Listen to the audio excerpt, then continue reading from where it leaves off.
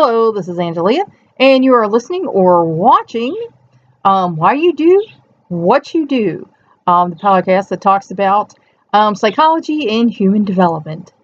I hope, shed a little light on why you do what you do. Yesterday we were talking about the age period of adolescence, 11 to 20 years old, and the things that are going on at that point in time. So today let's take back up talking about young adulthood, 20 to 40 years old. Some of y'all are in that. I've already passed that. But we're going to talk about the physical development, the cognitive development, and the psychosocial development. That means how you relate, to others. So in this period of time, physical condition peaks, then declines slightly. So that's when you're in your peak physical condition. And unfortunately, take my word for it, it does start to decline after that. Lifestyle choices influence your health. And they do. Like I said, I've had to go to the doctor.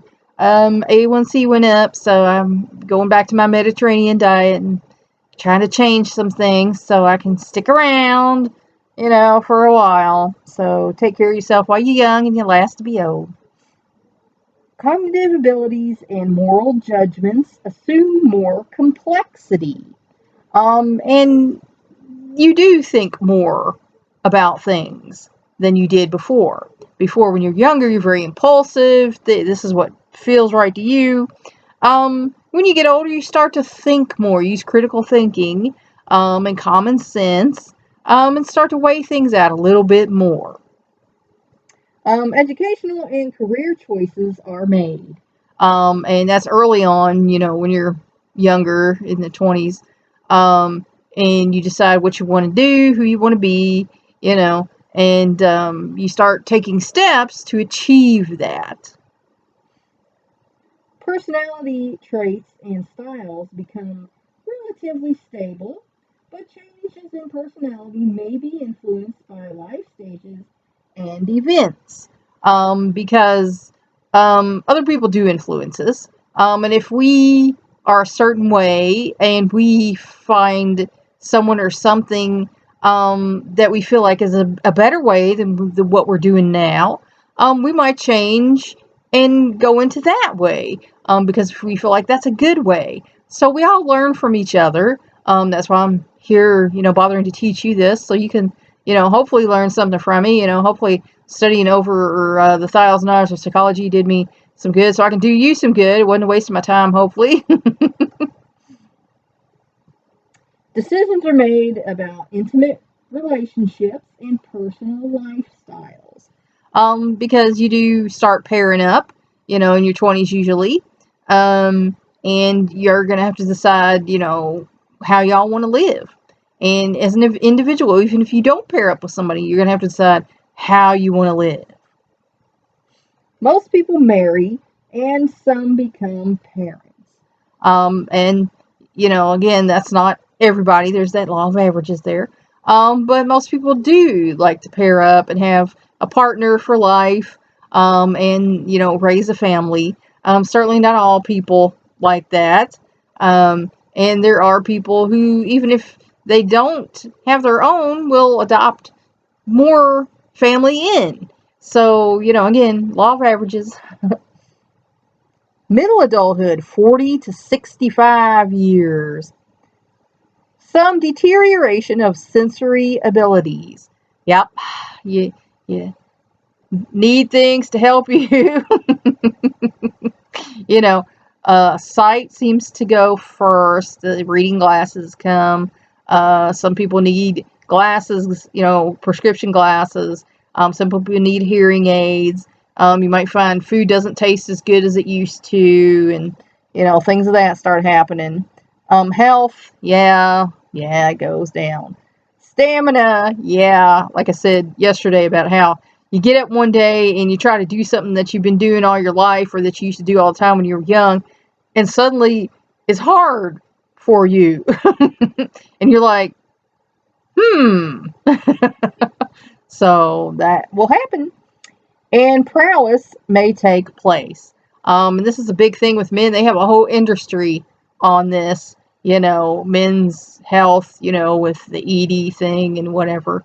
And guys, more times than not, that has to do with blood pressure and your own mentality. So I'm not going to touch any more on that. Women experience menopause. And yes, it sucks because you have the hot flashes, you have the night sweats, and you're generally very irritable. So think PMS only for, a year or two. It's not fun. But the good thing about menopause is that when it's over, you don't have to go through that monthly thing anymore. You're done. So it has its drawbacks, but it also has its benefits. Most basic mental abilities peak. And that's the smartest years of your life between the ages of 40 to 65. Now, I was talking about being forgetful and how, Dad's like, oh, welcome to getting older. But intelligence-wise, most people, by the time they're 40, they are peaking intelligence-wise. And then when you get in your 50s, you can be retrospect about everything you've learned. And young people, I'm just going to tell you, you might think the parents don't know things, or they're not with it now. They might not know what's cool now, what's in now, what's popular now. They might not know how to work a new tech, but they have the experience of the past. They're not just living in the now, like most young people are. They also have the experience from the past, so they have the now and the past that you don't have to draw information from. So don't think that they're not smart because they're not, in the know now. They have that experience from the past to draw on. Expertise and practical problem-solving skills are high.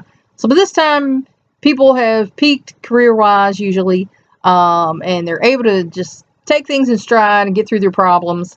Of course, we're all going to have problems that are a problem for us. So, that's just a sad fact of life. Creative output may decline, but improve in quality. So, we learn that we don't have to be so fast at everything. And we learn that some things we value and some things maybe not so much. So we can decrease the quantity in order to improve the quality. And usually that's of life as well as everything else.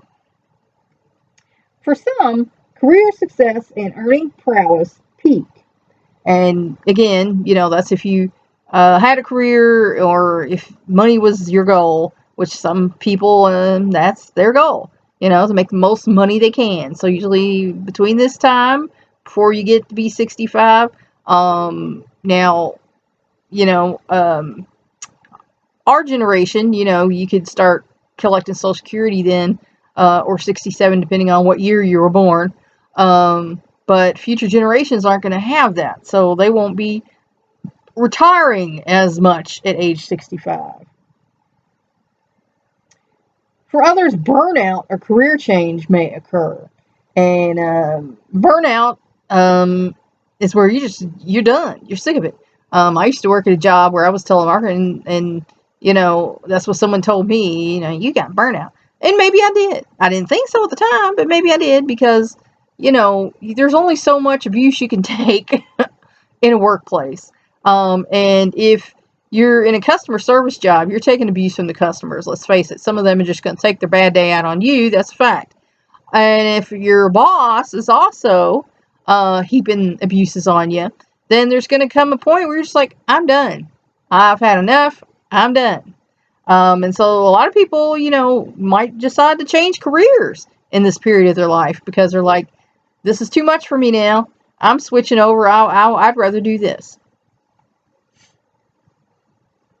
Sense of identity continues to develop.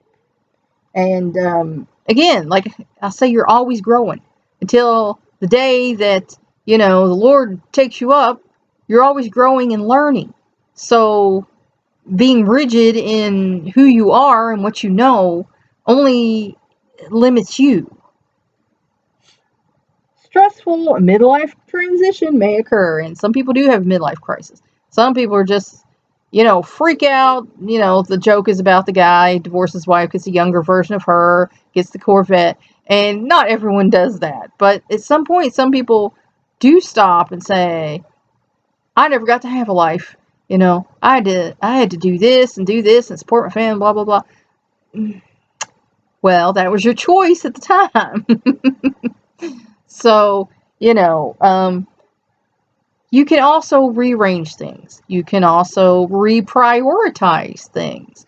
Midlife transition doesn't have to be traumatic for everyone. And if you feel like it is, then you should probably go talk to somebody, and figure out why it's so traumatic for you. Double responsibilities of caring for children and elderly parents may cause stress. And that's a stress we've been dealing with in my family for the past year. We have an elder that has dementia and is having persecution delusions for the past year. And it is very stressful because, it's bad enough when the person's not a great person anyway, but then you add on top of that, their thinking is not right, and then they are accusing you of things, basically everyone around them of things that they're not doing, and that just adds so much stress to your life. That might be why I got so unhealthy in this past year. Comfort eating all them donuts and stuff. Launching of children can leave empty nest syndrome, and some people just can't deal with that when the kids leave. One of mine is still here. He left, came back, but the other two have flown the nest, and it does, you feel a loss when they leave because they're your little babies and you had them for all that time, and then they go out on their own and make their own life, and it does make you, a little bit sad. There is a little bit of grief there when they fly out. But also, you realize, if you stop and think about that, you have a lot more time on your hands. You don't have to help people with homework. You have to drive people here and there. And your life suddenly goes back to being yours. It might not have been yours for the past 30, 40 years. It might have been dedicated to raising these people. But then suddenly it's like, oh, I have time for myself again. Okay, well, what do I want to do with that? And you can go places that, you couldn't have gone with a family, a little romantic cruise with your hubby or whatever. And, it is hard when they leave, but you can find things to keep yourself, active and busy. So, do that rather than obsess over the fact, I have no life's purpose now. The children are gone. Because, I shouldn't have said a fact, that's opinion of some people. Their life was their children, and when the children leave, they just don't feel like they have a life's purpose, and that's sad. Because, you can think back to when you were a kid. What did you want to do? What did you want to be? And you can bring that stuff back into the now, and make a fulfilling life for yourself. Late adulthood, 65 years and over. Most people are healthy and active, although health and physical abilities decline somewhat. And that's just a fact of life. You're going to get old, and your health's going to go down, and your physical abilities are going to go down, Showing of reaction time, slowing of reaction time affects some aspects of functioning. You're not going to be able to, play sports when you're 65 and older like you did when you were 20. That's just a fact of life. Most people are mentally alert, and, that's if you don't have a mental problem. You're still pretty on the ball at age 65. Although intelligence and memory may deteriorate in some areas. And again, that all has to do with, how you work your mind, and if you have a mental issue. Like I said, I study Spanish to keep my mind up on things. Excuse me, because I did have a stroke 31 plus years ago, which affected my speech center, and so I've kind of worked hard to overcome that. But sometimes the brain has words in it that can't get through to the mouth. I know what I want to say, it won't come out. And that's frustrating. So I like to keep my brain busy, so that it doesn't veg out and, I'm just like, well, Most people find ways to compensate, like I do. If I can't think of a word, I think of a similar word, Back to those synonyms you learned in school you thought were of no use at all. Retirement from workforce may offer new options for use of your time.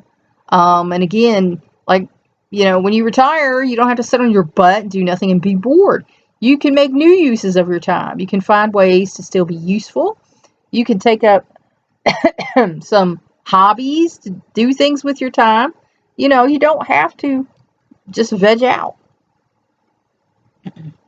People need to cope with personal losses and impending death.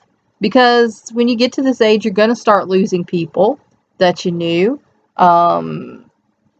Your grandparents are going to go probably when you're before this age. Your parents are going to start going usually before and around this age. So you're going to have to be aware that that's just going to happen, and be prepared for that. And I've heard people that were probably codependent with their, mother. And I can't imagine what I'll do without her. I can't live without her. And that's a shame, because that speaks to the fact that you didn't have an individual life. You're very codependent with another person, and that's going to be a hard adjustment if you have to now develop your own life.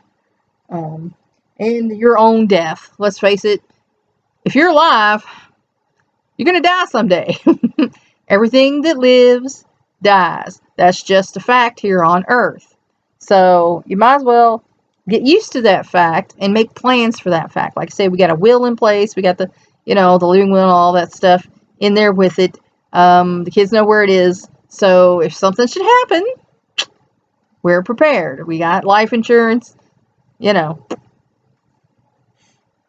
Relationship with family and close friends can provide important support. And that's good for everyone. There are people who are loners, and they just, even when they're that old, they don't want to interact with a bunch of people. They'd rather sit there and be in their home, watch TV, play in their garden, excuse me. And you shouldn't try to force them to socialize if they don't want to, because that's only going to aggravate them. And it might even make them, withdraw a little bit more.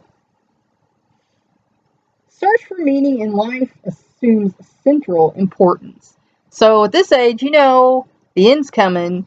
What did it all mean? What's the meaning of life? And, Monty Python had their own opinion on that. Don't know if you've ever seen that movie, but I'm not thinking it's probably that. But, what was your life about? What did it mean?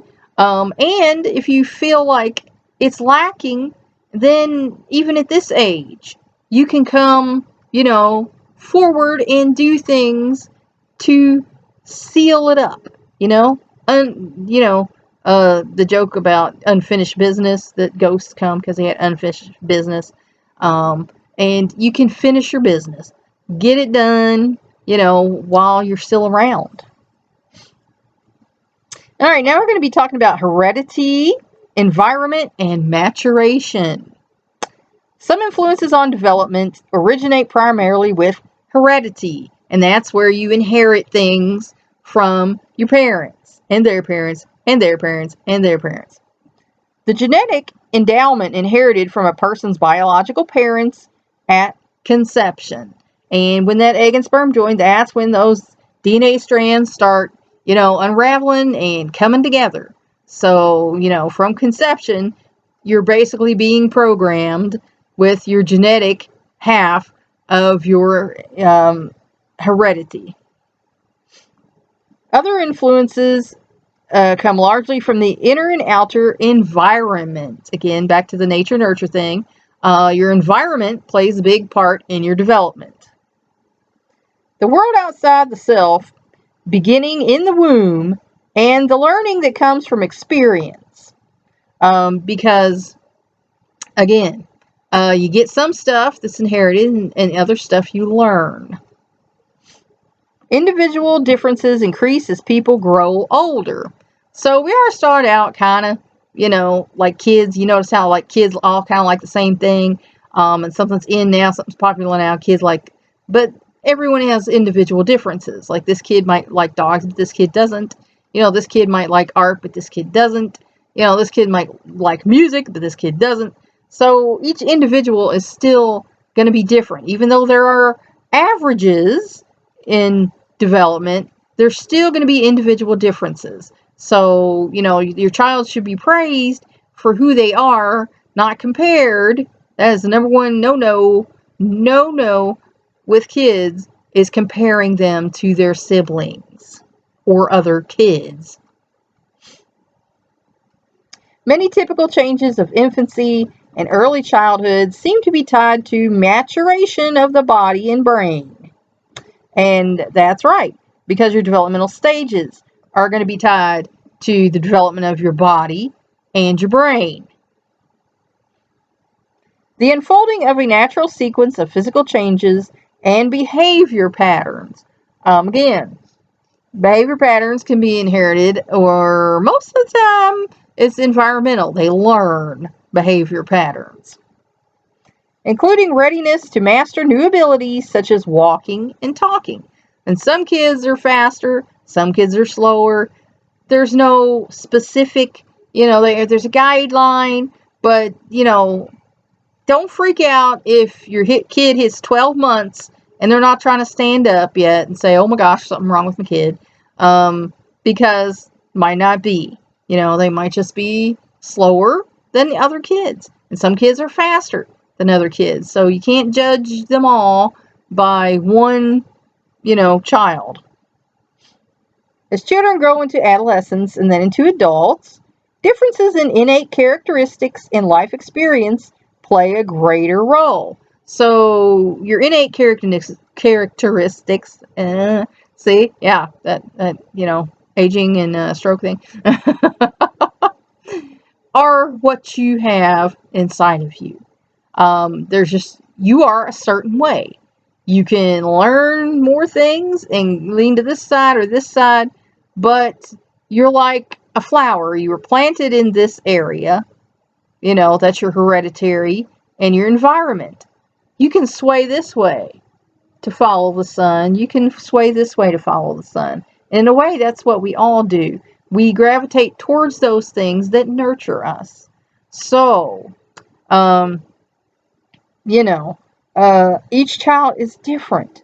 And your innate characteristics are going to play a part in that. And your life experience is going to play a greater role in that. Because once you get out into the world, you're going to realize things are not what you may have thought they were.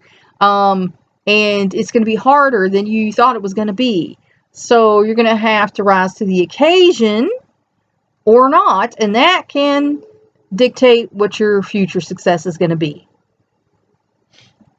Even in processes that all people go through, rates and timing of development vary. So there you are.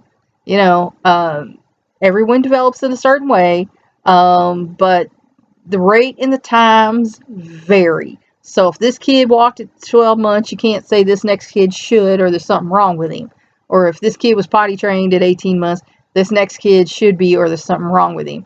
Because then all you're doing is making hard feelings and being judgmental when that's not the case. We're all different and we all develop in different ways and in different rates. Throughout, we'll talk about certain milestones or landmarks of development. And that's when, like I said, the pediatrician's asking you, are they doing this yet? Because they're trying to keep track of the milestones. They're the guideposts of development to see how your child is developing. Average ages for the occurrence of certain events, such as the first word, the first step, the first menstruation or wet dream, the development of logical thought, and menopause. So each of these things is a developmental milestone. And, this can be a guideline for doctors to see if your child's developing in the average way or not. And if not, they might have to make interventions. But these ages are merely averages. Only when deviation from the average is extreme should we consider development exceptionally advanced or delayed. And like I said, one of my children was 2 years old and still not talking. And so I asked the doctor about it, and he was asking, is there anything else that we noticed? And I was telling him about some things he did. And he said, okay. And he brought me a sheet of paper, which was talking about autism and, Asperger's and how the different criteria are and things like that. And of course, he did not have a good attitude about this and said, I might have to put this child in a home when he's older. But, he grew up to be the most social, well-adjusted person that, you might want to meet. So, they can be wrong about this. Again, anytime you're judging, there's the problem that you could be wrong. In trying to understand the similarities and differences in development, then, we need to look at the inherited characteristics that give each person a special start in life. And you inherited certain things, like people say you got your mom's eyes, you got your dad's smile, or your dad used to do that, or you do it like this, and, your grandpa used to hold his pen like that, So you do start out with some basic programming that you will then expound upon as you grow and learn and come out into your environment. We also need to consider the many environmental or experiential factors that affect people. And environmental, a lot of people think about that, as your environment you grew up in. Experiential, things you experience, something that happened to you, something you did, but every experience in your life gives you a new bit of information that your brain then has to work on to figure out, what did we get out of this and what do we do with this? Especially such major contexts as family. And that's where we all start out. You start out with the mama and then the daddy. You have your little immediate family, brothers or sisters if you got those. And then you have extended family that you meet, later on. The grandparents, the aunts and uncles and cousins. And, that's your little group. You start out in your little group and then you get a bigger group, bigger group, bigger group, and bigger group till you're out in the world amongst everyone. Your neighborhood, again, if it's not a safe neighborhood, that affects the child, their well-being, their mental health. So the socioeconomic status, whether your parents have money or not. Poorer children have a harder time because other kids make fun of them for not having the in things, and they might not be getting enough to eat, which is affecting their development in physical and mental and emotional ways. Ethnicity, and we like to believe, that, us people that grew up in the late 60s, early 70s, we like to believe in equality, that everyone in the world is equal, that people of colors other than white, which no one is white, let's face the facts, even albinos are not white. They're light cream color, but they're not white. And nobody is black. I can see black right here. I've never seen a person of this color in my life. We're all some shade of tan. Lighter, darker, facts of life. In fact, if you look through night vision goggles at people, take the light out of the equation, we all look about the same. There are, shades, but when you take the light out of the equation, you can no longer tell just by looking at a person what color they are. So think about that one. But unfortunately, there are still prejudices and racist people in the world.